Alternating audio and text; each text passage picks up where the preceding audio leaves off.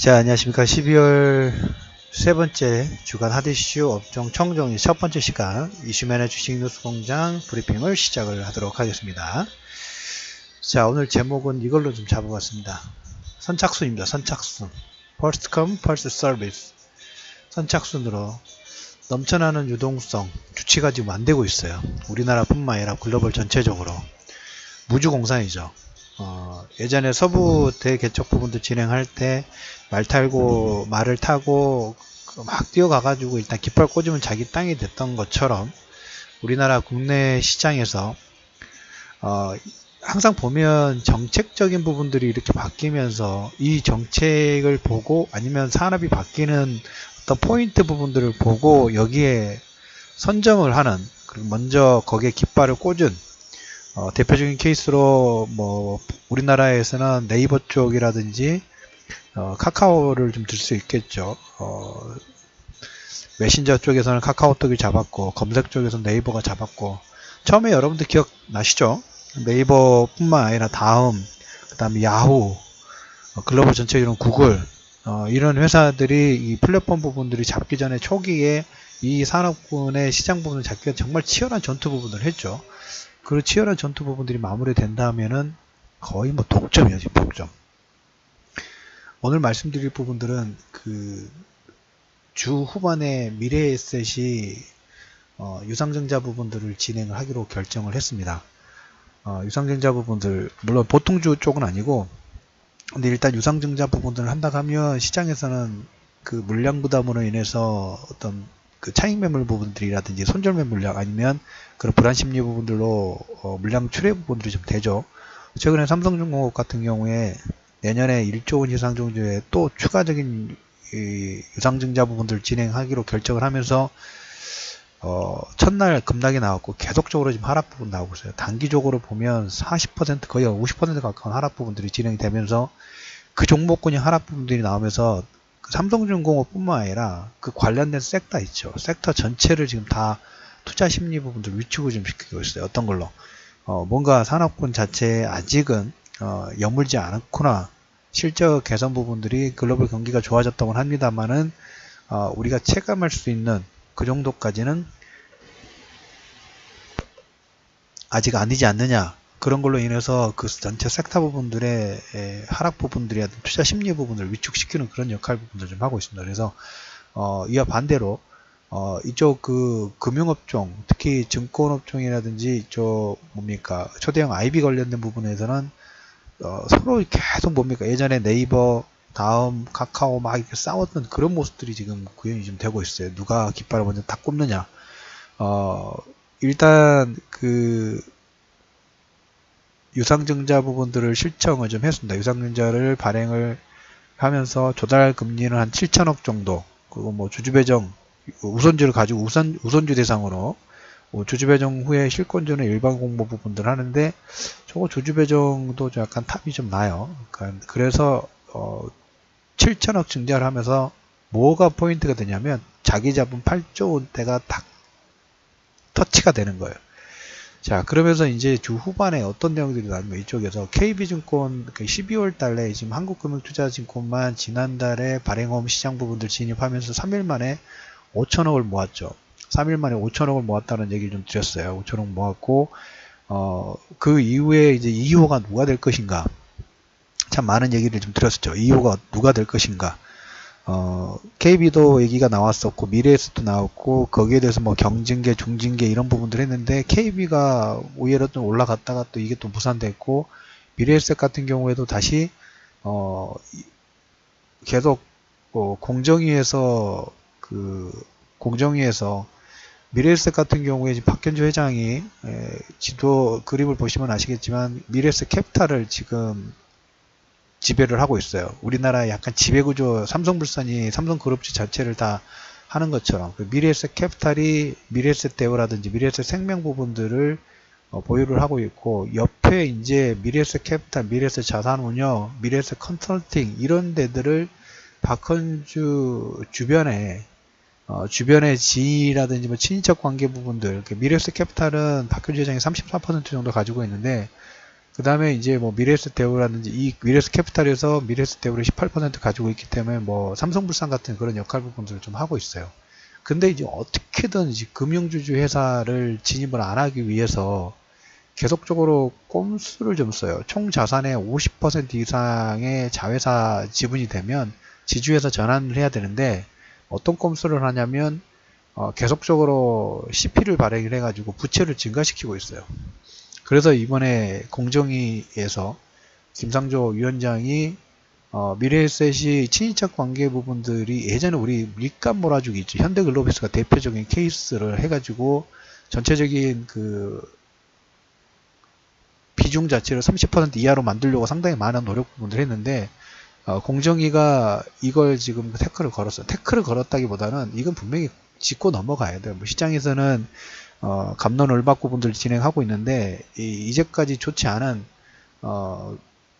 구조 그리고 그걸로 인해서 하청업체를 일반 기업들이 물량을 충분히 받을 수 있는 건데 현대글로비스도 보면 현대기아차가 일감 몰아주기를 해가지고 어떻게 보면 현재 자산을 그걸로 만들었어요. 삼성그룹도 보면 전에 우리가 이재용 씨가 어떻게 부를 만들었는가 대부분은 어떻게 보면 내부자 정보죠. 상장 전에 아니면 BW 발행 부분들을 싸게 받아가지고 다 이게 어떻게 보면 꼼수죠.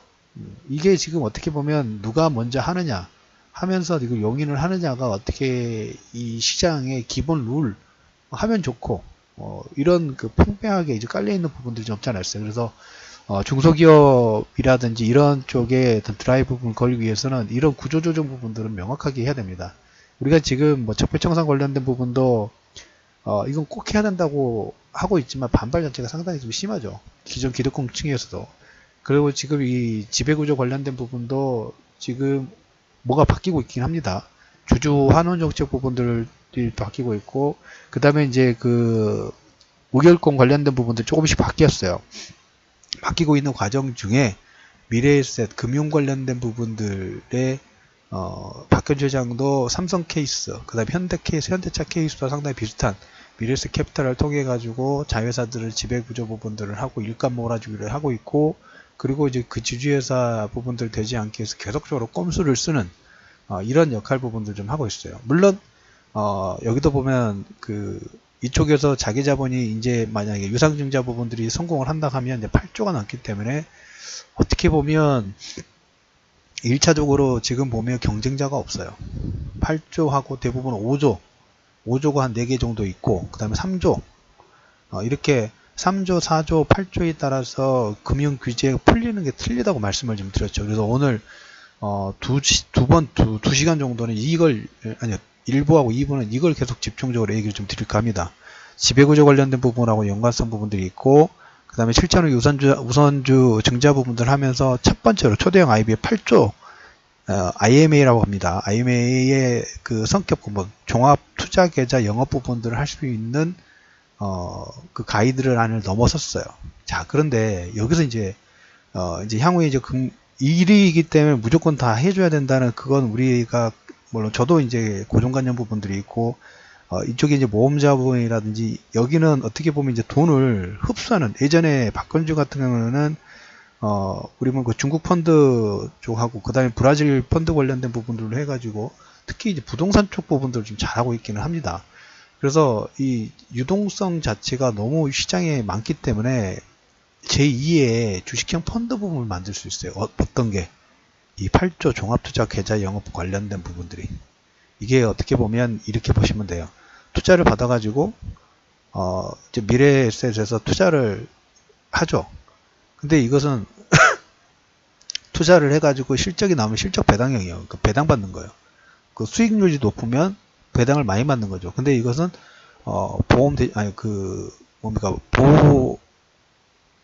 뭐라고 합니까? 예금 보호자 대상이 아니에요. 실적 배당이에요. 실적 배당. 4조 원하고 8조 원짜리 4조 원은 발행어운 부분들을 만들 수 있는데 4조 원하고 8조의 단편적인 차이 부분들 한다 하면 4조는 그 실적 배당이 아니에요. 한국투자금융 부분이 이번에 발행 부분 5천억 정도 3일 만에 끝냈다고 말씀드렸죠. 그러면 여러분들 3일이 5천억이에요. 3일에 5천억 정도 자금이 그냥 들어왔어요. 물론 이제 자기 자본에 이제 한도를 늘려주기 때문에 이 들어오는 만큼의 절반 정도는 모금자본중이라든지 기업 쪽에 투자를 해야 되는 게 기본 컨셉 부분들인데 3일 만에 5천억이 들어오고 시장의 유동성 부분들이 여기에 대한 수요 부분들이 엄청나죠. 왜? 2%대의 금리 부분들이 확정금리니까 여기는. 8조는 확정금리 아니에요. 확정금리에다가 플러스 알파로 지급 여력 부분들이 있어요. 당연히 위험도 증가를 하죠. 근데 박근주 같은 경우는 지금 예전에 보시면 그 중국 펀드에서 약간 반토막 부분이 났지만 그 이후로 부동산 쪽에서 글로벌 투자 부분들 해가지고 괜찮았어요. 실적 자체가. 특히 부동산 투자 관련된 부분에서는 레퍼런스 부분들은 어느 정도 쌓았다고 해야 될까요? 그래서 지금 시장에서 미래에셋 같은 경우에 이번에 발행어음 시장 부분에 진입 부분들을 못하는 건데 KB증권 같은 경우에는 전에 현대증권하고 KB증권하고 합병되기 전에 현대증권 지금 현대 사장이 KB증권 사장이 현대증권 사장입니다.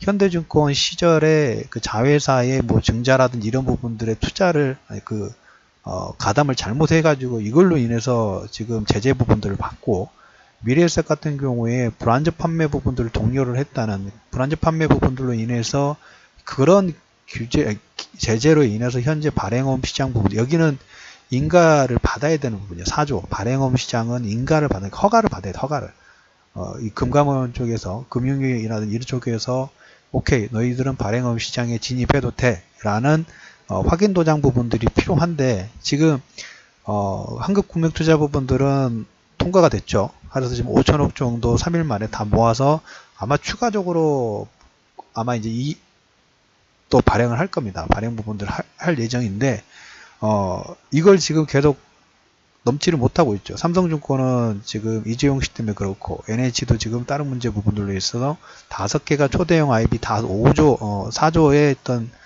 진입 라인 부분들을 넘어서 가지고 발행어음 시장 부분들 진입하려고 하는데 각자 문제들이 있어요. 그래서 문제를 그냥 넘어가는 게 아니라 그 문제에 대해서 명확하게 CCTV 잘못된 거하고 잘못한 것은 가려야 되겠죠. 그건 분명히 가려야 돼요. 그래야지만 다음에 깔끔하게 진행이 될 수 있기 때문에. 그래서 지금 나머지 4곳이 진행이 안 되고 있어요. 안 되고 있다 보니까 박근주 씨가 하나의 꼼수라고 할까요? 아니면 이거 어떻게 보면 예정되어 있는 모습이긴 합니다만은 4조의 발행어음 시장 부분하고 8조는 실적 확정금리가 되느냐 안 되느냐의 차이 부분이 있다고 말씀드렸죠.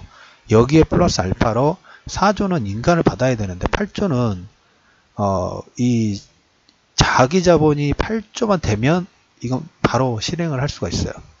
그러니까 이거 뭐 인가를 받고 허가를 받고 이런 조건이 아니라 그냥 자기 자본만 되면 바로 이 영업 부분들을 할 수 있는 거예요.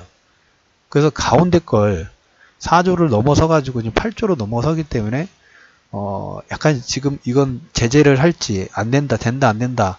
왜냐면 4조를 한 다음에 8조를 하는 그런 프로세스 부분들 만들었는데 4조가 인가가 안 되니까 바로 8조로 지금 넘어가 버렸죠. 8조가 훨씬 더 파급력이 커요. 파급력 자체가 상당히 커요. 그래서 우리가 4조 원 같은 경우 IB가 만기 1년 이하음 예전에 RP라든지 ELS 쪽에 기본 상품을 통해 가지고 증권사들이 자기 자본 부분을 조달을 했는데 그게 아니라 만기 1년 한 뭐 30일 이내에서 최소한 1년 정도 해서 기간이 좀 길어졌죠.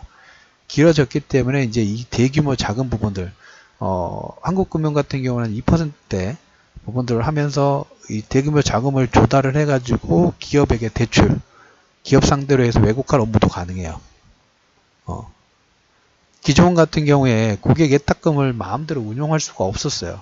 지금 이 금융규제 완화 관련된 부분들 계속적으로 얘기를 드리고 있어요. 우리가 또 도로 부분들을 만들어 놔야지 그 다음에 거기에 돈이 마음대로 왔다 갈 수 있다고 말씀을 드렸죠.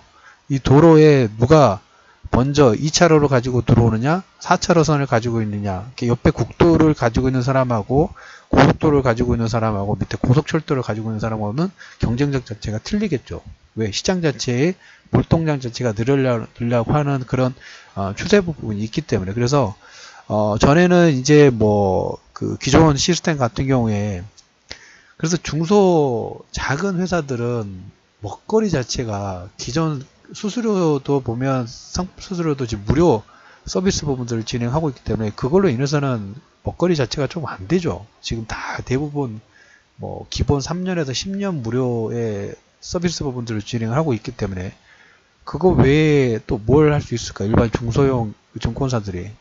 그래서 여기도 보면 최근에 이제 말씀드렸던 것처럼 전체 증권사의 절반 거의 50% 가까운 수익 부분들은 이쪽 초대형 IB 쪽에서 나고 나머지 중소형 부분들은 이제 그거 가지고 다 나눠 가지고 수익 부분들을 치고 시장 점유율 부분 올리는 어떻게 보면 약간 완전 차이가 나요. 그래서 가장 매력적인 부분들은 4조 원 이상 넘으니까 고객 예탁금을 마음대로 운영할 수 없는데 레버리지를 쓰면서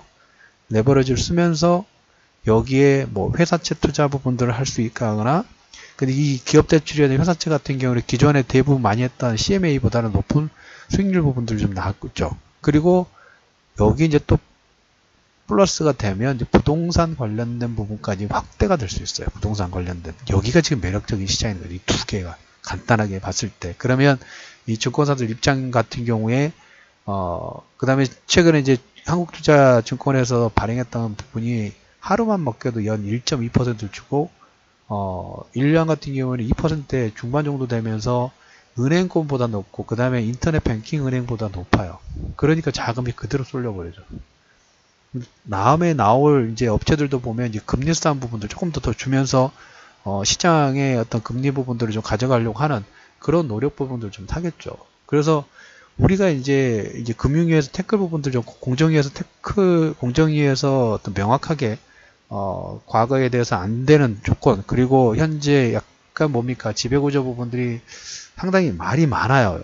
상당히 말이 많기는 합니다만은 더 돈을 시장에 있는 돈을 엄청나게 끌어들일 수 있는 규제가 되기 전에 이걸 안 되는 거라든지 나쁜 부분들을 분명히 걸고 넘어져야 돼요. 그렇지만 미래에셋이라든지 초대형 IB 관련된 부분들이 진행되는 상황 자체는 상당히 긍정적인 방향으로 일단 가고 있다라는 얘기를 첫 번째 브리핑 부분에서 간단하게 얘기 좀 드려보도록 하겠고 그 다음에 이제 보실 부분들이 좀 몇 가지가 좀 더 있는데 이 부분은 여기에 이제 우리가 그 초대형 IB만 있는 게 아니죠. 초대형 IB만 있는 게 아니라 그 밑에 종투사라든지 아마 어려우실 수 있어요. 근데 기업들 이름을 들면 여러분들 이것은 지금 어떻게 보면 증권업종이나 금융업종의 전체 산업 부분들의 주도주를 찾는 과정이라고 보시면 될 겁니다. 주도주를 찾는 과정이라 보시면 될 것 같습니다. 그래서 첫 번째 시간에는 이렇게 잠깐 코멘트를 좀 드려보도록 하겠고